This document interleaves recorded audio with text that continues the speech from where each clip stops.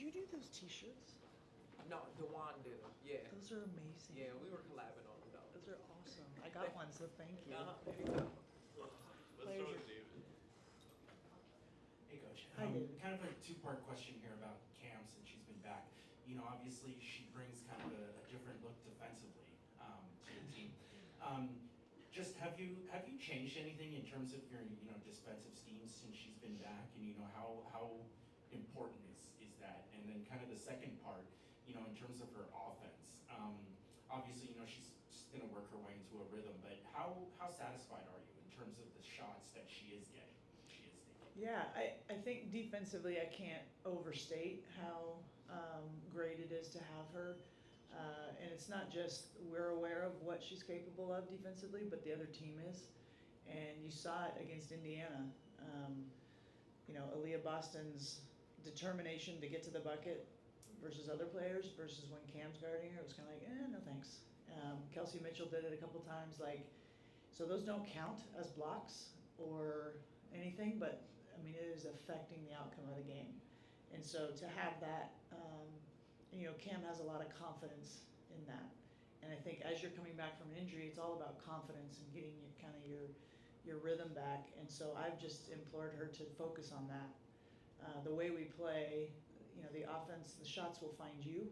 And so to not worry too much about, and I just told her again, I don't care if you go 0 for 6. I really don't, because you're impacting the game defensively, and it's impacting winning. And so I want her to take pressure off the offensive end, because it will come. I know what she's capable of. I mean, she can score it, but I don't want her to focus on that. So yeah, I think she's just like everybody else. If it's a great shot, take it. And whether she's missed the last 5, I still want her to take it. But I'm not worried about right now, what her shooting percentage is or what her efficiency numbers are on offense. I think just having her defensively and gain some confidence from that, the offense will come. Hey, Coach DJ, LA Sparks Weekly.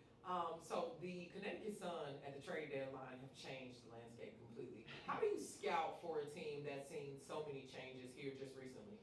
Yeah, it's difficult. I mean, we played them not too long ago, and it's different now, right? But same coach, same system, same stuff, just different personnel.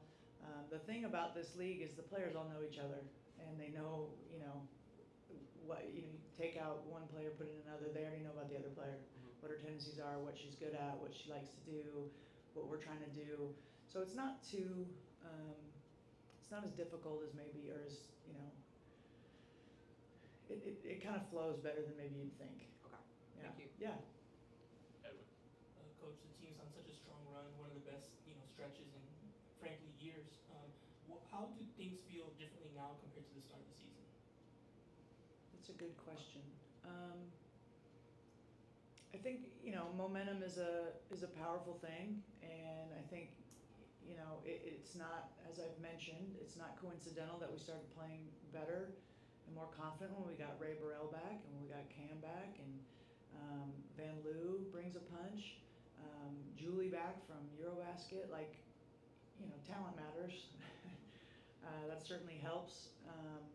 But I also think there's been a different level of buy-in, to what we're trying to do and how we want to play, and they're seeing they're having success with it, which just builds more buy-in. And we're continuing to get better. I think defensively we still need to continue to get better, but we are incrementally, we're better, we're improving. And so my message to them is always, show them what they're doing great and highlight those things and continue to build confidence, but also keep our foot on the gas with improving and ways we need to get better as we go down this stretch. And we're in the hunt, and we cannot relax or think that we've arrived, because we haven't. We have not. So yes, it feels different, right? I'm more comfortable, they're more comfortable with what we're doing. It's just a little more free flowing at this point. Justin. Hey, Coach. I apologize because it's going to be kind of a long-winded question. Don't apologize. It means I don't have to talk. It's good. The other night, Kelsey said she feels at her best when she is taking fewer shots. To that point, over the last 10 games, she is taking 3 fewer shots a game than she did before that. Her efficiency is way up. De'Erica and Azare are taking more shots. Rakia's obviously taking the most on the team. Julie's also handling the ball more. Was there a conversation, I don't want to call it a meeting per se, but was there a conversation with Kelsey about how she doesn't have to take the weight of the entire offense on her shoulders? Or is that just the natural progression of things as it's played out through the season? I think both. Kelsey's really smart. She's really a smart basketball player. So you point things out to her, and she, you know, if it makes sense, if it's logical, she'll buy into it. If it doesn't make sense, she's not gonna buy it. So, which I appreciate. It needs to make sense. But I think, you know, the last game's a perfect example. She had 25 points on 11 shots. Like, that's crazy efficient. Had 11 assists and 8 potential assists, meaning we missed the kick out threes.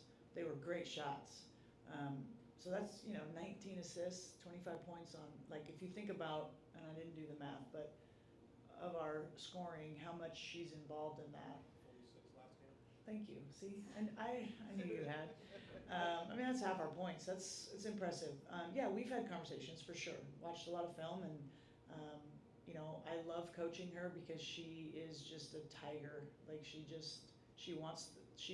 came here to win, right, and to turn this thing into where it belongs, get it back where it belongs, and you know, that her competitiveness sometimes would, you know, and it still does, and she mentioned it after the game, where you want to make something happen, but with KP, it comes from a good place. She wants to win, and you know, it's nice to have a star that if what the team needs is for her to score 40, because that's how the defense is playing us, she can and she will. But if teams are gonna key on her, then she's figuring out that we're a much better team, and she's more efficient and effective when she's dishing. So I'm really pleased with her growth in that.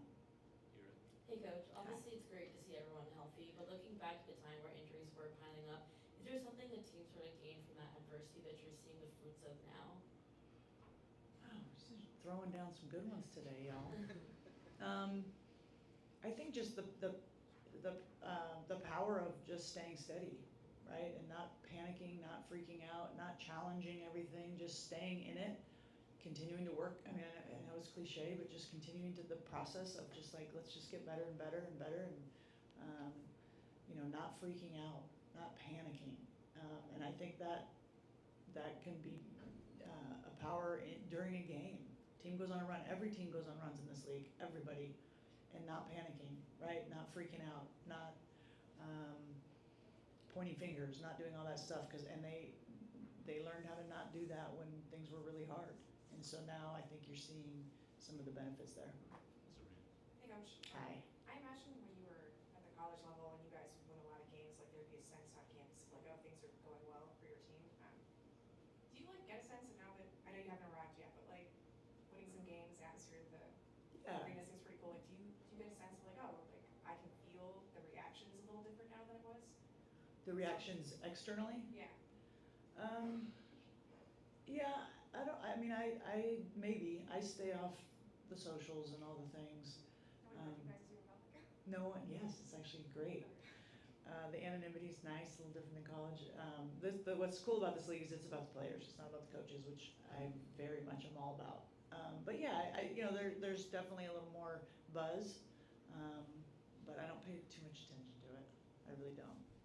For Sean. Hey Coach, with Azare, prior to the start of the season, were there some conversations about kind of what you can, this offense can untap with her? Yeah. And how she can sort of benefit from it, and what was that like? Yeah, I think Azure is a total pro, and talk about even keeled. You know, her hair could be on fire and she'd walk to the water fountain. Like, she's just like that, which is her superpower. Like, she's, you know, and that's why she makes those big shots and does like, because she just never gets rattled. But with her, you know, yes, I had those conversations of, you're going to thrive in this because you're going to have the green light to shoot, and that's what that's where your confidence comes from. But what you've seen, because she's had success with that, is she's way more aggressive defensively. She's rebounding better. She's rotating defensive. Like, it's feeding her other areas of the game where maybe she wasn't as confident to now that she's, you know, you're seeing her potential. But she's been absolutely huge for us. You know, from the corner, I think she's shooting like 56% from corner three, both sides. Like those are ridiculous numbers. Her true shooting the other day was 119%. Like that's pretty impressive.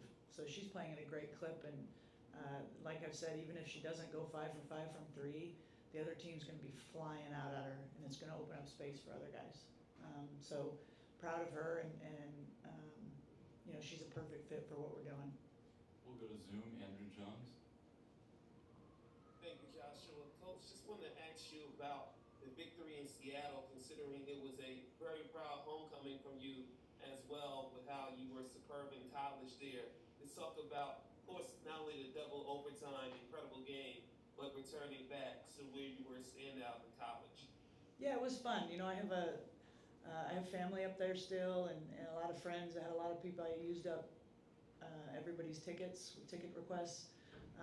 So that was really fun. And I'm my first assistant coach actually at Chico State D2 in California was Alicia Valavanis, who's now the president and you know, she's got ownership shares of the Storm. So we've both come quite a long ways, and that's kind of a cool moment.